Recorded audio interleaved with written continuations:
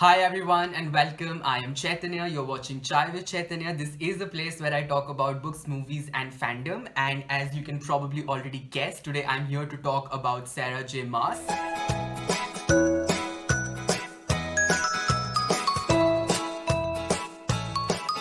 To finish this thick ass giant book, which is A Court of Silver Flames, which is released on the 16th of Feb 2021 in India, and I read it in 3 days, and I cannot believe that I have managed to read like a 750 plus pages book in 3 days, because I am not a fast reader, and those of you who've been here know for a fact that I can't read books at this speed. But then I just wanted to be one of those first booktubers who had this review up on YouTube for you guys to see. So I read it at this great speed because I wanted to be one of the first people from India to put out a review on YouTube, and I'm so glad that probably this would be it. And now the way I'm going to talk about this book would be in two sections. The first would be the non-spoilery section, and the second one would be the spoilery section. And obviously I will be giving you clues when I go into the spoilery section, but I would also be linking the timestamps down below in the description box for those of you who want to make sure that you don't venture into the spoilery section. So be sure to check that out. This book literally starts from where the last book ended, which is A Court of Frost and Starlight. And I know for a fact that this isn't exactly a part of the series, which I do not really understand that how it's not a part of the series, considering the fact that the story literally starts from where the last book ended. But for some reason, Sarah J. Maas fans and the fandom chooses to say that this is like a spin-off, stand-alone 3 books that she's doing, which will also progress the story forward in a conclusive way, but still not be a part of the series. I don't understand how that works, but if I'm wrong, please go ahead and correct me in the comment section so that I know what exactly is the popular opinion, that whether this book is a part of the is a part of the series or not. So as I said, this just picks up from where we had left. So naturally there can be potential spoilers for the last 4 books, which is a part of the Akotar series. So I will try to keep it as minimal as possible in case if you haven't read it. But again, if you haven't read those 4 books, then why are you here? Now coming to the story, so we follow Nesta, who is currently still trying to deal with and make sense of everything that just happened with her at the war. And obviously what happened at the war was very difficult for her, and she hasn't been doing very well since then, if you remember what happened in the last book. And she's pretty much there. She's still drinking, she's still going around the tavern, she's still sleeping with different females, and she's just being a constant pain in the ass for Feyre and all the other members of the Night Court.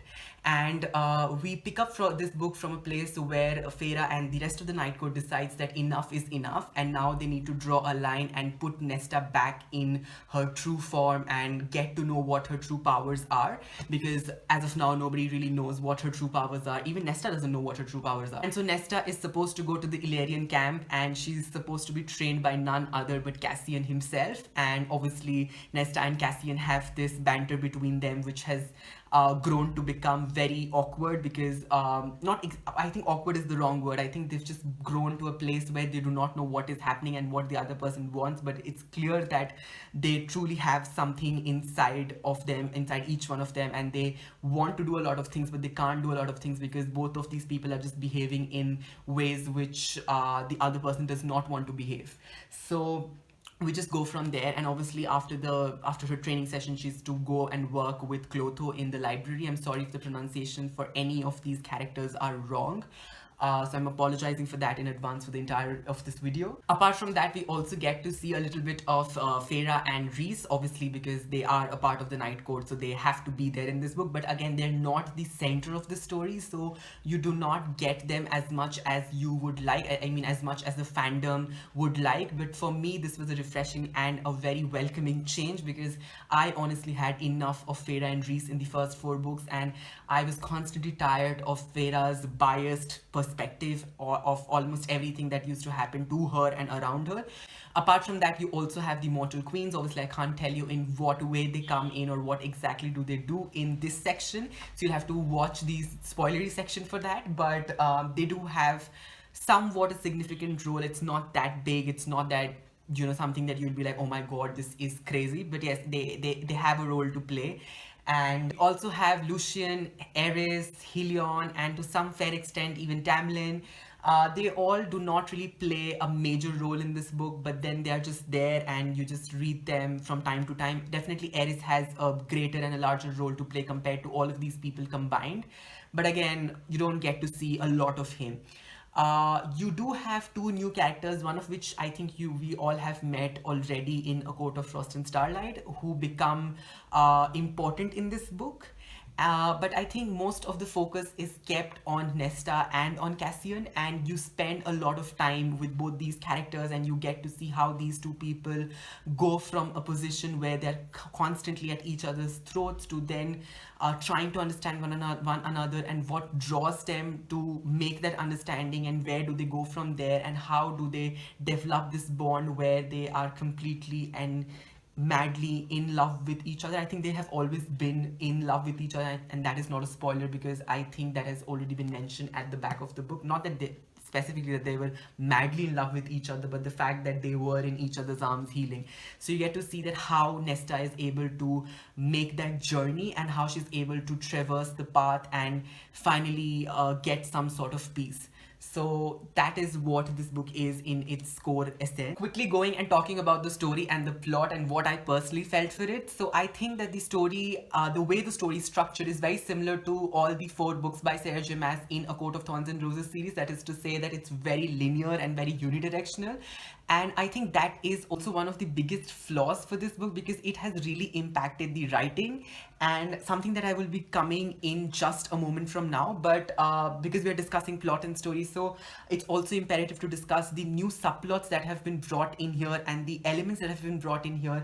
And I do not really have problem with the characters as much as I have problem with the elements that are brought in here. Again, I can't discuss all of these elements without spoiling it for you, but what I can say is that she has depended very heavily on what the world already has, and then she has went back into this world, and then she's brought in stuff, which is how most fantasy authors work in regards to a series. But the way she has brought out the new stuff and new elements from the old one, it just makes you feel very cheated, and it makes you feel very weird, as if you like, where was all of this in the last book, and why did you not have a clue of it, or why was it not even foreshadowed?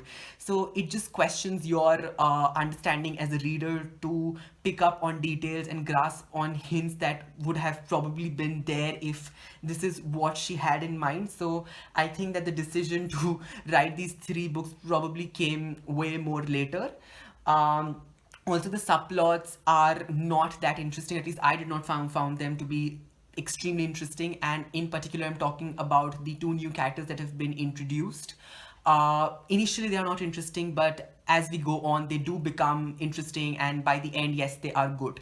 Next up, I'm going to talk a little about sex and how it's used as an element to drive the story forward. I'm not one of those people who's against steamy scenes or having sexual content in the book, or who does not like reading books or stories which have heavy sexual influence on them, or sex is just a very large part of the story. I think I've always looked forward to those books because clearly of the lack of it in my own life. But yes, I do not appreciate authors going out and putting sex in a place just to drive the story forward, because they clearly couldn't think of anything better.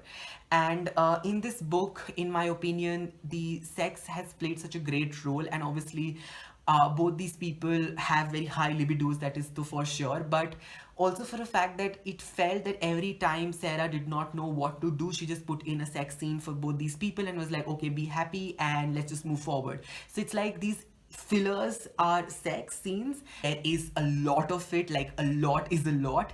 And in my opinion, chapter 54 of A Court of Mist and Fury is chapter 54, and why it's so remarkable is for a fact that you have to read like a considerable amount of story, like around 400 to almost 500 pages before that one scene comes in. So it is relatively very special, but in here it just happens so many times that you truly cannot tell that, okay, this is the highlight of their sex life and this is the most important part, because there are so many.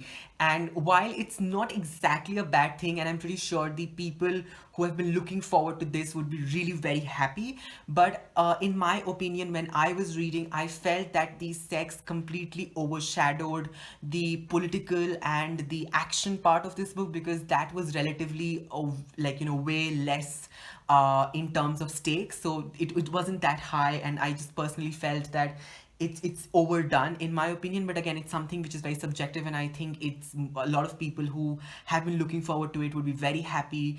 And they're done really well in a sense that you don't feel that you're reading some cheap erotica novel, but it feels you're reading a true Sarah J Maas book, because there is something in the way she writes these scenes, and I can't really put a hand or a point and say that this is exactly the thing is, but then, you know, there's this distinctiveness which she brings in when she's writing them. Because this book, unlike the others that have preceded it, does not really fall into the young adult, new adult category, but this is an adult fantasy. So she has gone out there and, you know, really delivered what I think most fans have been asking for. So again, if that is something that you have been really looking forward to, then be rest assured that you will get it. So now, talking about the writing of this book, the writing is very different from what we are used to, because most of the ACOTAR series has been in the first person, apart from A Court of Frost and Starlight. So herein you follow this book in the third person, and you do not get the dual perspectives in a way that you don't get chapter wise, you know, where you have the character name on top of it, and you know for a fact that, okay, this is Nesta's chapter, or this is Cassian's chapter, or, you know, whichever chapter with whichever character the name is. But it's done in a way where you have these paragraphs, and there's small symbols which, you know, with every paragraph, when it changes, you get to know that which character you're following based on instinct. And I think once you, like, you know, pick this book up, you'll understand what I'm trying to say. And initially it might feel a little confusing, at least it did for me for the first 2 pages, but then I quickly picked up and I understood that the way it's working, and once I did, I just never felt that problem. Again, the writing is done well, but it's not perfect. It's not amazing, or it's not brilliant. And the reason why I'm saying this is because a lot of times I actually have underlined in my book, she's kept saying words like Nesta did this, Nesta did that, Cassian did this, and Cassian did that. Obviously, because when you're writing in the third person, you cannot no longer use the active voice. So when you're in third person, you have to be really careful with that. And this just goes on to show that probably Sarah J Maas isn't really well experienced in writing in the third person narrative, because most of her books have been in the first person. I haven't read the Throne of Glass series or Crescent series, so I can't say for them, but from whatever little that I've heard, I think both of those books are also very character driven, as in first person perspectives or in dual perspectives.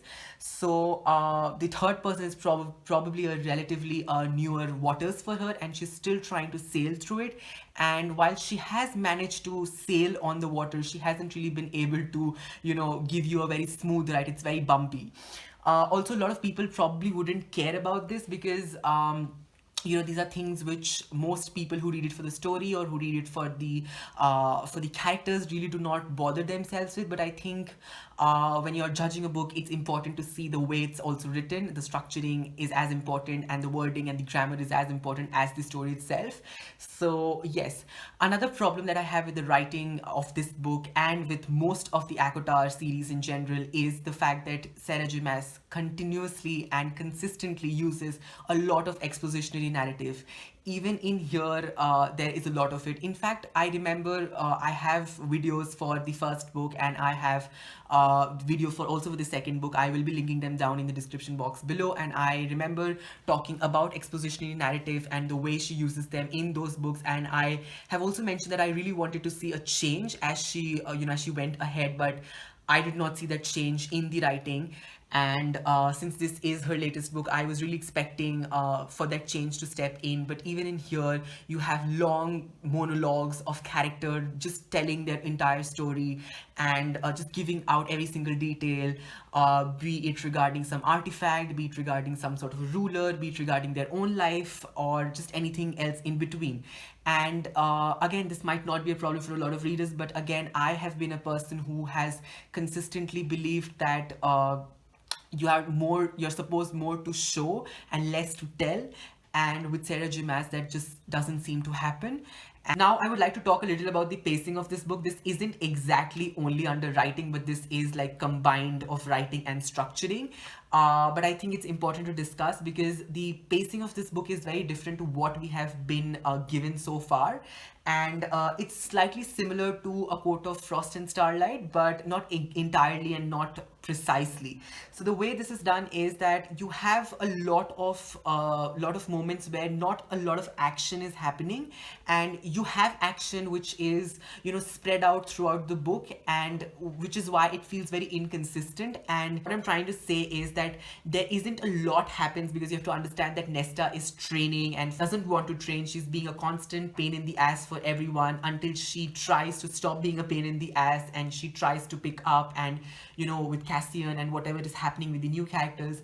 So the pacing is slightly off, and delivery is also slightly off in a way that the other books have delivered so far. And for me, I personally had to struggle in some places because I just felt that, oh my god, this is just never ending, and why is this book so long? Because this book is very thick otherwise, and I felt that if those parts were taken out or chopped off, or if it would have been edited more tightly, then this book would not have only been cut like 50-60 pages easily, but it would have also been a little more held together and a little more fast paced. But again, considering the fact that everything that has gone so far with these people, I also give them the benefit of doubt for the fact that, you know, it's okay to take a moment and go a little slow. But again, the action in this book is actively missing, and if you're expecting it to be anything like Akotar or the second book Akomaf or Akowar, then you will probably be disappointed. For me personally, my favorite book in the series so far is A Court of Wings and Ruin, and this book nowhere stands near to it. I think it's I would probably, in terms of its action, I would rate it 3 out of 5. So, you know, that is just to say that there isn't a lot of it. So a lot of the readers can find this book a little boring, or they might not want to keep reading, because I definitely hit that point sometime in the middle of the book, and then again sometime in towards the before the end of the book. And but I kept myself reading. I mean, I slogged myself to read, and I think that is what my suggestion would be to you. Obviously, if you want to DNF this book, then that is your choice completely. But yes, I'm just giving you a warning that this is a possibility and that it might happen for you. To the world building. Now, the world building in this book isn't a lot because of the fact that there aren't too many places that they actually go to, apart from 2 or 3 places. And the 2 or 3 places that they go to, they are done really well. Again, Sarah J. Maas has always been very careful about the way she goes about describing and building up the, you know, the world of fairies. And a lot of people have complaints that she's way too descriptive, but in my opinion, she just gives you enough. And if she would have given more, then I would have had problems. If she would have given less than this, I would have problems. But right now, the way she writes, I think it's just fine and it's just perfect. But in particular, I would like to talk about one scene in this book, which comes at around 300 some pages. I'm not very sure exactly when, but it's around 300 mark.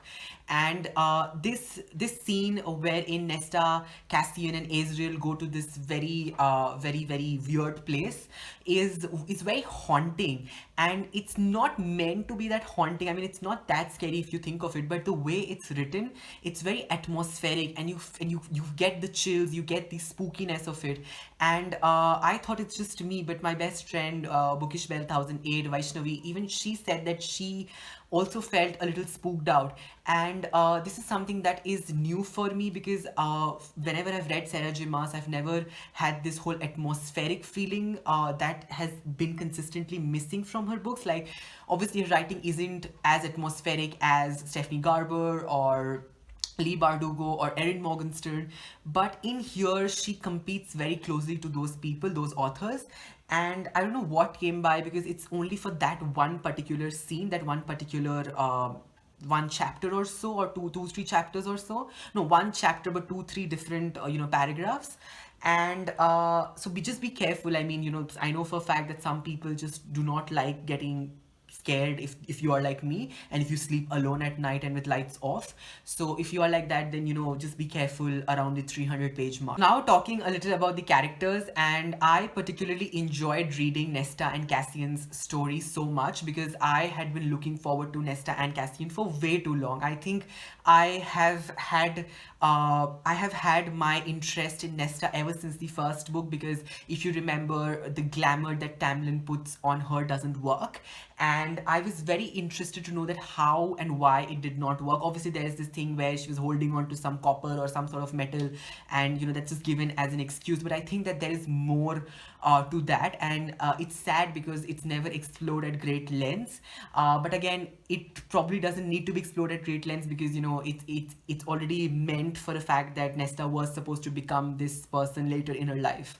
Again, Cassian and Nesta, both of these people have come from very difficult places. They both have dealt with their respective traumas, and they are still dealing with their respective traumas, and you get to see a little bit more about their childhood. You get to know more about how their parents were, what were the relationship with their parents, with people around them, what they were like, what haunts them, what troubles them, what and how they have pulled themselves, both of these people have pulled themselves out from places where they do not want to be, and why they are the way they are. So I think in general, Nesta and Cassian are both fleshed out really well, and if you're going into the story expecting to get to know more about these two characters, then you definitely would not be disappointed.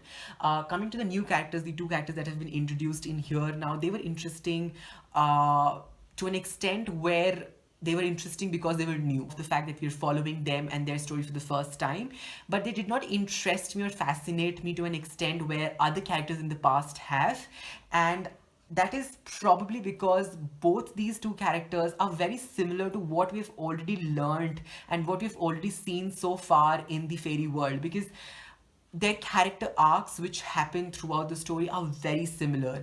And again, I'm not trying to take away the trauma that both these characters have faced respectively. I think it's important, and it's great that that Sarah J. Maas discussed it, and she gave them the power to overcome whatever they try to overcome. But we have already seen that happening way too many times, and it just felt repetitive and similar, even though their traumas were different and they were two different people. But the way their story went forward was just bland and just did not work for me for some reason. There are obviously other characters also in this book, but since they are not a part of the central focus of the story, so you don't get to see a lot of progression in their story, apart from you do get to see what is happening with these people, most of them. And obviously Reese and Feyre, as I already mentioned, that they are a part of the Night Court, and because they are the High Lord and the High Lady, so their story is consistently also parallelly being told to you from Nesta and Cassian's perspective. But that's it. You don't get to see and venture into their lives as much as you guys would have wanted, or the fandom would have wanted. Finally, coming to a conclusion and giving you a more general overall opinion of this book. So I definitely did enjoy it, and I'm not sure where would I give it between 3.5 stars to 4 stars, because I still haven't been able to make my mind up for that. Because when the book started, I thought that this is a 4-star book. I instantly gave it a 4-star in my mind, but then it just went to 3.5 stars, and it went down to 3 stars, and then again it sort of picked up and it went to 3.5 star. It stayed for 3.5 stars for a very long time, until there were 50 pages left for the book to end, and then I increased the 0.5 stars as well. But once I finished it, I'm again yet not sure how much do I want to give it. So I think I am going to go ahead and give it a 3.7 stars, if that makes sense to you guys. And this book was interesting to a point where I liked it because it gave me that fresh change of air that I was looking forward to, in terms of perspective, in terms of story, in terms of what happens with the other people in the inner court. And obviously Nesta and Cassian have been thoroughly explored, and this book in itself could work as a standalone, because by the end of it there isn't a great cliffhanger. So there are definitely bits and pieces which you can make out that this is going to play out in the next book, but you don't end in a way where you are like, oh my god, what happens next? General themes of love, family, loss, trauma, PTSD, women empowerment, women friendships, and just, you know, just being together and being true to yourself, finding who you are and finding the power, and also a lot about mental health. And that's about it for the non spoilery section. And now I would be moving into the spoilery section, which I am really excited about. So if you guys have not read the book, then, and if you do not want to get spoiled, then please stop watching right now, because I'm going to start discussing spoilers in 3, 2, 1. Looking forward to feel the rush inside of me and to feel that constant sense of doom, or that constant sense of something bad is going to happen. But somewhere or the other, it just did not happen, and it just felt repetitive to an extent. Like in the last 4 books, it was not the last 4, I'm excluding the Court of Frost and Starlight, but the last 3 books, it was Sphera who used to go out and retrieve these weird objects and, you know, try to save the world. And this time, you know, it's just not Feyre, and it's Nesta, and it's literally the plot is same. So I think that the plot lacked a general amount of story in it, and if you take away the character development that just happened because of a little bit of plot that is there isn't a lot to the story. Like, the story doesn't really give you a lot in terms of the politics that we were used to in the last 3 books. And that is something that I was actively looking forward even in this book, because that is something that I really enjoyed in all the 3 books that preceded it. Like calls to like. And I was like, if one more time, if these people ever repeat that phrase again, that I'm going to actually start a drinking game, that every single time that they say this phrase, I'm gonna actually take a drink. But obviously I did not do that because I don't drink, but also because of the fact that I would have gone crazy, because I have underlined it and I've counted like calls to like has been repeated at least 24 to 25 times in this book alone, if I'm not wrong.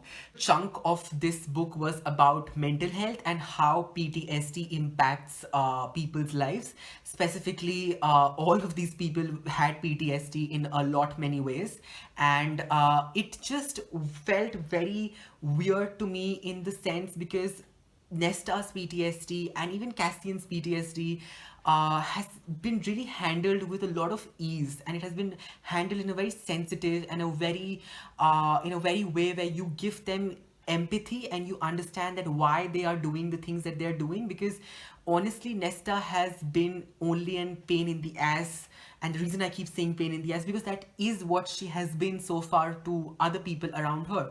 But the reason why she is being a pain in the ass is discovered here in this book. And when you get to know that why she is doing the things that she's doing, you get to understand her, and, you know, you just grow more sensitive towards her, and you get to know about the battles that she's fighting inside of her, and constantly, you know, the things that she's getting reminded of. And this just made me draw parallels to the fact, in fact, the book did it for me. There are times when Nesta has compared herself to Tamlin, and she said that how Nesta feels she's no different from Tamlin. And I don't know if that was in a way where it was an offense, or if it was in a way where she was supposed to feel bad about herself because everybody feels you know, hateful towards Tamlin. But I just felt it was really shallow. And in fact, the whole way Tamlin's character has been held so describe Tamlin's entire character arc and his entire journey. Because I don't know what it is with Sarah J Maas, because she literally started off the series with Tamlin, and she made him this character who's complicated. Obviously, Tamlin from the very beginning was, you know, problematic. I mean, the signs were obviously there if you were careful enough to pick all of them up. But he truly wasn't a bad character until the second book happened, and, you know, he just turned into this weird maniac. And obviously, most people chose to hate him for it. And obviously, because the author hates him, in a lot of my opinion, because even in this book, I did not see where is Tamlin going to go. Because last when we met him, he was completely shattered, he was broken, and Rhysand went into you know, into the Spring Court, and he just gave this lowest blow that I had never expected Rhysand to do. And no matter how much Rhysand can tell himself that, you know, he is it is okay to slip one day when he's not being the bigger person. But I'm sorry, when you see a person like that, who's completely suffered, and he's been through his own journey, Tamlin in general, who has gone and done bad things, he has made poor choices, and he has repented for that. In my opinion, he has, and he has also helped brought back Reese for Feyre. And I think that is the testament to the fact that if Tamlin was truly a very negative person, or was truly as cruel as the fandom or as the author wants us to believe, then Tamlin would have never had brought Reese back, and he would have never supported it, and that would have been just a different story altogether, which I'm great that we haven't seen so far. But a part of me always keeps going back to it and thinking that why does Tamlin not receive the same kind of treatment? Because it's not that he's bad or cruel to an extent where he cannot be brought back, because Eris's character, Julian's character, even Nesta's character, all of these three people have had their own traumas, all of these three people have had their own problems, and yet all of these three people have had their own share of coming back to the homostasis and coming back to this place where they can still just be characters and have a neutral stance and just have this neutral balance with everybody in general. But just because this whole book is written from a very pro Night Court perspective, and because it's so pro Feyre, I think it's very unfair on Tamlin. And I know probably a lot of people would feel very differently, and this can be really controversial, and you guys can go ahead and in the comments you can attack me. But I would still say that Tamlin definitely deserves better, and I'm here to defend him. And I'm not denying what he did, and I'm not trying to trivialize what he did. I think whatever he did was wrong, and I think that he has paid enough for what he did, and now is probably time when he has to turn around, because most people seem to forget that he has been dealing with PTSD since the beginning, and he has definitely been dealing with depression since he lost Feyre. So that is something that has just not been explored, and in this book he just turns into his beast form, which just does not make sense to me. And as Bookish Bell Vaishnavi pointed out, it just feels as if we missed like an entire book between A Court of Frost and Starlight and this, because there's just no explanation that why he turns into this beast. I can understand, and I know for a fact that a lot of people have told me, and I've heard it myself, that the third and the final book in this, she's supposed to put out 3 books, is supposed to be Tamlin's story. So I'm very keen to see that where she takes his character in that book, because if she's gonna do like a 360-degree split and make him an extremely good character, then because you get to see his perspective, which ideally will what is supposed to happen, but it would just feel even more shallow on her part, to make the fandom hate Tamlin to that extent, because I think the fandom forgets that we still haven't heard Tamlin's part of the story, and unless you hear their part of the story, you cannot really, truly be the best judge of what is right and what is wrong. So, I'm definitely here to defend him, and I'm going to very soon work on a video where I'm going to talk about Tamlin specifically and why I think he deserves better. So do look forward to that. To hold this book for the entire time of this video. Coming back to Reese and Feyre, now these two people are obviously expecting their child, and you get to see that, the child has wings, and that Sarah J. Maas suddenly decided to become Stephenie Meyer, and she wanted to pull a Twilight scene where Bella is almost about to die giving birth to her child, and she does die, and that is when Edward turns her into a vampire. And I don't know why it sort of also happened here. Obviously, the same thing did not happen here, but the trajectory of what was supposed to happen is exactly what happened in this book. And again, I've seen it already. I've seen it in other fantasies that I've read as well, indie fantasies. So I did not really find that very interesting. But yes, it was done well to an extent towards the end, when you see Nesta coming in and she wearing all the 3 death trove. That is when I really got goosebumps, and I was like, whoa, this is something which I was expecting for the book to take, for the story to go into. And it just did not happen until the last 60-70 pages, when they go to the mountain, when they are snatched and forced into competition of whatever, going to the top of the mountain. I'm forgetting the names, I'm very bad with names. But that is when the book started becoming interesting, and it felt like I'm reading A Court of Silver Flames, which is a part of A Court of Thorns and Roses series. Because before that it just felt, as I said, very bland and very boring to me in a lot of ways, where I was struggling to keep up with the book.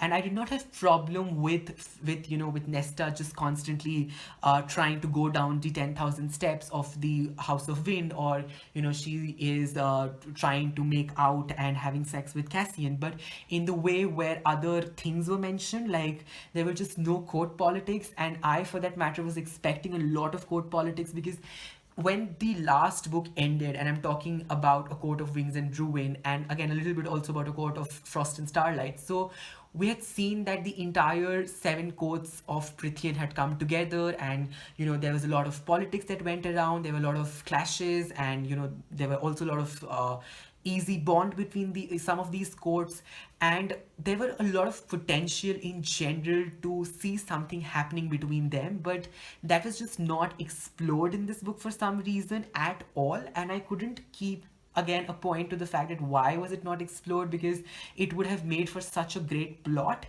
And again, I know Illyrian camp and Illyria was a major focus of this book, but even that wasn't as much as a part of the book as much as the debt trove and Nesta going out and trying to secure all these three objects were. And now that she has all these three objects, and now that she's lost her power, like not entire of her power but most of her power, no, in fact she's lost most all of her power, apart from the fact that she chose to keep to change her body structure to have a baby in the future.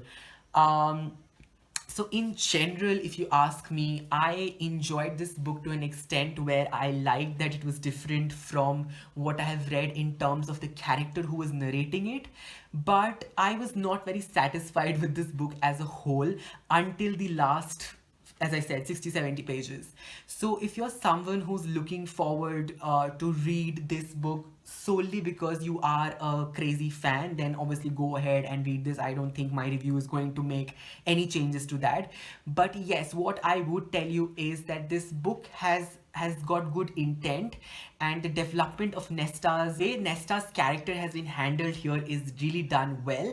And obviously I did enjoy the banter between Rhys, Asriel and Cassian. There's a lot of moments we have with them, and also with specific members of the inner court, and those were the only moments that I found myself enjoying in the first half of this book. And obviously the sex scenes are a great insight if you like them. I happen to like them until they just became too much and too repetitive, and it became boring to an extent that I was like, why is nothing happening apart from sex? I mean, if this was what it was supposed to be, then why is this thick? But again, I am not the author and I don't decide for this book or these characters, and I don't know and I don't see where this book is going. I mean, where the next book would take us, and I definitely do not know whose book it would be. Like, would it be on Asriel? Would it be on Tamlin? Would it be on Lucian? Would it be on Aerys? Or who would be the central focus of this book? But in general, my opinion for the future book in regards with this book is that if the next book is also going to be in this way, then I'm not very sure as to how other characters would come to a conclusion, because the entire point of like to bring a story towards the end, or to keep writing more books, is to also to bring the minor characters to a certain conclusion. And I think not a lot happened for the rest of the characters that we wanted to see, like Asriel, Elaine, Lucian, Tamlin, or just other people in general. And I do not know why it was done this way, and why suddenly two new characters had to come in and their stories had to become the center focus, when there are already so many pre-existing people who definitely have way more better stories to tell. I mean, again, no offense to these new characters, but then I think the other characters had a way more lot to offer, and we have been way more invested in them for 4 books already to suddenly, grasp that sort of emotional bond with these two new characters. At least I couldn't do that. Kudos to you if you were able to. And that's about it, my review for this book. And I'm not very happy, but I'm also not very sad. I'm just somewhere in between.